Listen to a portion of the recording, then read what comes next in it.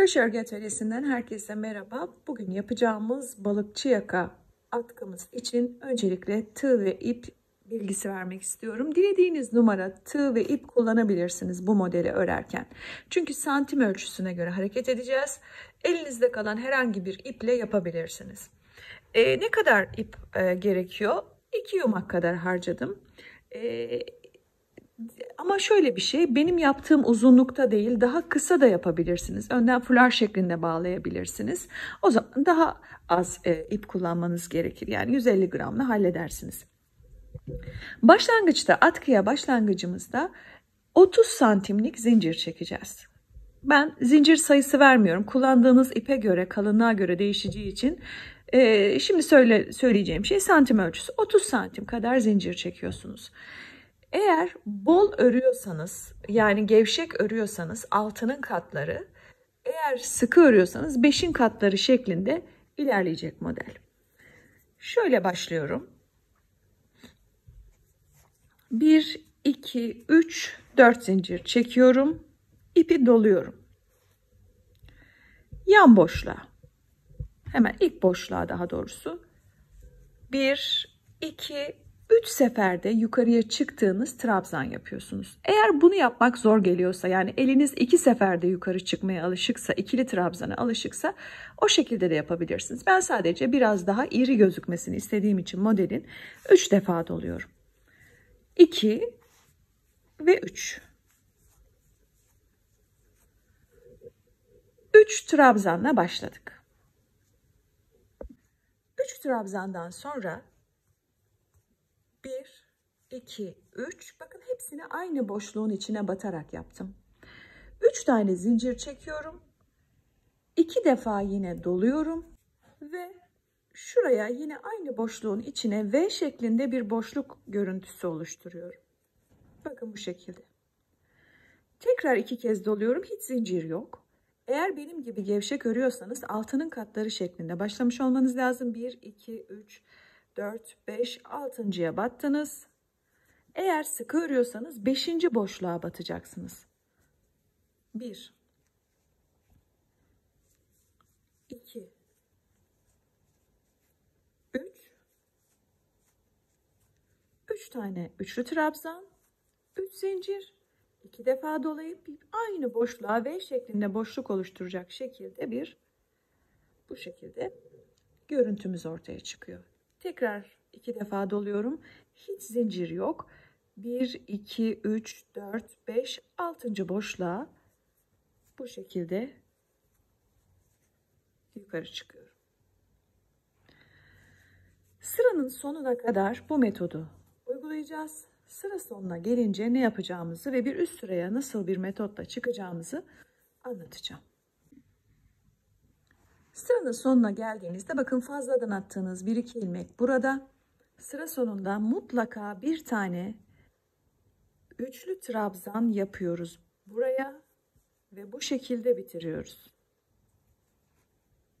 Bakın bu şekilde bitirdik. 1, 2, 3, 4. Döndük. 2 tane doladık ve ilk boşluğun içine. Bundan sonra model boyunca sadece boşluklar içinde çalışacağız. Yapacağımız tek şey bu V şeklindeki boşlukların içini doldurmak. 3 tane trabzan, 3 zincir ve 1 trabzanla. Bakın başlangıçta 4 zinciri çekiyoruz. Sonra içeriği 3 trabzanla doldurup 3 zincir 1 trabzan yapıyoruz. Hiç zincir çekmeden tekrar ipi doluyorum ve buradaki boşluğa atlıyorum. Bakın bu boşluk içinde çalıştım. Şimdi sıra burada. Buradaki boşluk içinde çalışıyorum. Yaptığım şey aynı metodu tekrar etmek.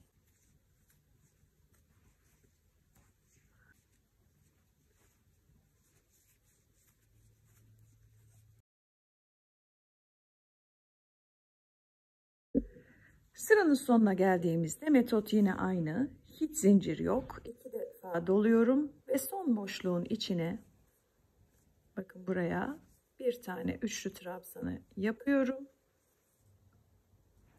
1, 2, 3, 4 zincirle çıkıyorum. Döndüm ve boşlukların içine 3 trabzan, 3 zincir ve bir tane trabzanla aynı metotla doldurmaya devam ediyorum. Şimdi bunu böyle uzatacağız. Upuzun bir atkıya dönüştüreceğiz. Şimdi upuzun bir atkı yaptım. Bunun ölçüsü nedir? Size kalmış. Uzunluğu istediğiniz gibi ayarlayabilirsiniz. Ama minimum 150 santim, yani 1,5 metre yaparsanız üzerinizde kullanırken dolamak açısından daha kolay olur. Benimki 170 santim kadar oldu. Şu orta bölgeye birazdan boyunluğumuzu yerleştireceğiz. Artık boyunluğu öreceğiz. Boyunluğu örerken dikkat etmemiz gereken bazı şeyler var. Ölçüsünü ne kadar yapacağız, buradaki boyunluk zinciri ölçüsünü? Böyle ikiye katladığınızda şu yüksek kısım, yukarıdaki kısım çenenizin altına, aşağıdaki kısımda boynunuzun altına denk gelecek. Yani balıkçı görüntüsü verecek bu şekilde. Biraz uzun tutun çünkü ördükçe toplayacaktır. Benim size tavsiyem büyük numara tığla bu boyunluğu örmemeniz. Balıkçı tarafını örmemeniz. Neden? Çünkü kafanızdan geçişler esnasında esneme yapabilir. O yüzden olduğunca orta kalınlıkta ip kullanıyorsanız 3,5-4 numaradan şaşmayın derim. Benim zincirimin ölçüsü 27-28 santim oldu. 3,5 numara tığla da 50 tane zincire tekabül eder diye düşünüyorum. Ben şu an biraz büyük numara zincir tığ kullanıyorum size gösterirken. Nasıl öreceğiz boyunluğumuzu? Şu şekilde öreceğiz. Öncelikle 2 tane zincir çekiyoruz. Ve ilk boşluğa batıp 3 tane ilmeği birlikte topluyoruz. Buna biz yarım trabzan diyoruz biliyorsunuz. Sonrasında bir sonraki boşluğa bu şekilde batıyorum ve hepsini tek seferde topluyorum. Sıra sonuna kadar her bir zincir boşluğuna bir tane yarım trabzan yaparak ilerleyeceğim. Dediğim gibi çok küçücük bir model üzerinde gösteriyorsunuz. Sıranın sonunda 2 zincirle tekrar yukarı çıkıp döndünüz. Şimdi burası çok önemli. Modelin genişleme ya da daralma yapmaması için burada uygulayacağınız teknik çok önemli. Bu 2 zincir ilk baştaki şu trabzana ait olan zincir. İpi tığın üzerine alıyorsunuz. Bakın şimdi buradaki ikinci trabzanın dönüyorsunuz. Şu boşluk değil, ikinci trabzanın hafif üzerinde kalan ve buradan geçirdiğiniz bir trabzan yapıyorsunuz. Yani arka boşluk üzerinde çalışıyoruz. Normalde trabzanı buraya batarız. Biz şimdi şu V görünümlü bölümün arka ilmeğine tığımızı geçiriyoruz buraya ve hepsini tek seferde topluyoruz.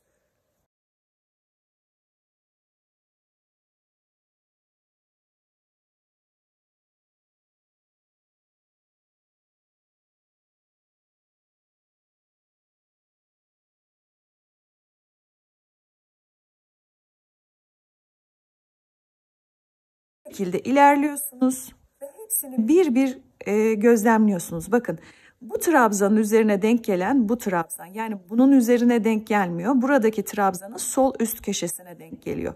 Şimdi şu trabzanın sıra sonuna gelince mutlaka dikkat edin. Sol üstüne geçirdiniz. Bundan sonra birçok kişi şöyle yapıyor. Buraya bir trabzan yapıp bitiriyor. Halbuki burada arada kalan trabzanı görmüyorsunuz. Bakın şimdi şurada bir trabzan kaldı.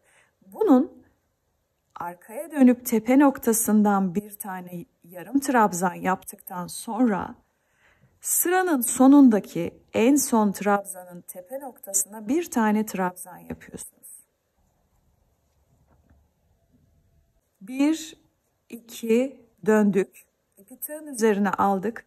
Bakın bu bir değil. İkinci trabzanımızın arkaya dönüyoruz. Sol üstünde kalan boşluğa trabzanımızı yaptık. Sonra ilerliyoruz. Hep ortalardan geçirerek tığımızı ilerliyoruz. Sıranın sonuna geldiğinizde bakın bu trabzan şuradaki sondan 3. trabzanın tepe noktası. Arada bir tane kaldı. Sondan ikinciye çok dikkat edin. Onun tepe noktası, bunun tepe noktası hemen şurası. Buraya bir tane yaptıktan sonra bitmedi. Son noktaya da bir tane normal trabzan, normal yarım trabzanımızı Bu şekilde yapıyoruz ki kenarlar düzgün gözüksün. Bu şekilde. Bunu tekrar edeceğiz yukarıya doğru.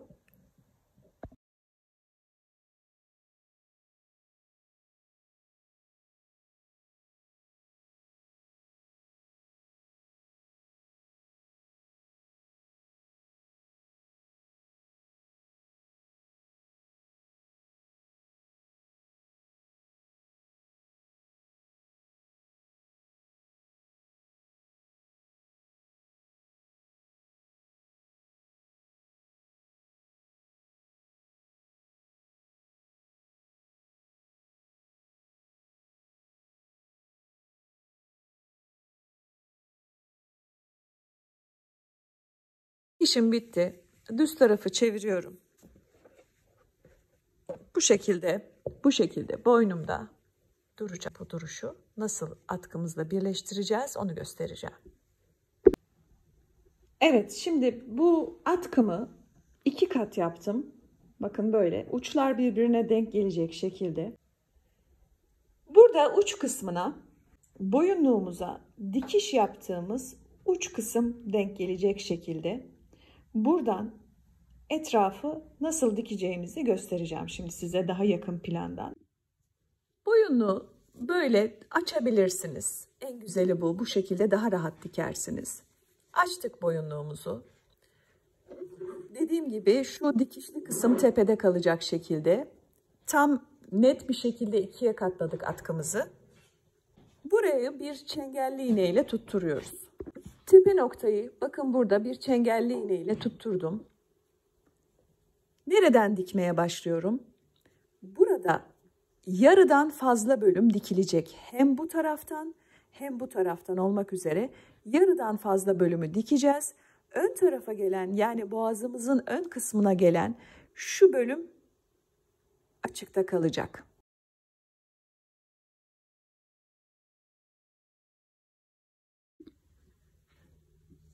Burada şöyle göstereyim. Çengelli iğnenin olduğu bölüme kadar çıktım. Artık açabilirim bu şekilde.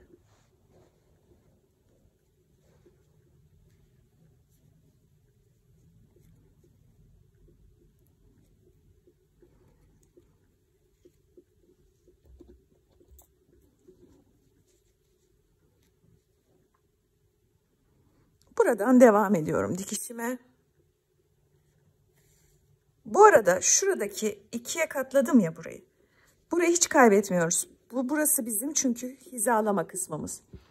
Bunun tam karşısında olan şu bölüme kadar burayı atkıyla birleştiriyorum.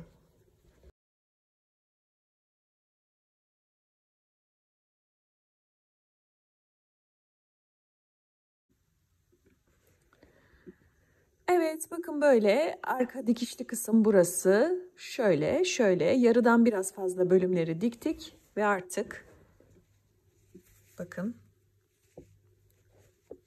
boyunluğumuz atkımıza yerleştirildi ve artık şimdi üzerimde nasıl durduğunu görebilirsiniz.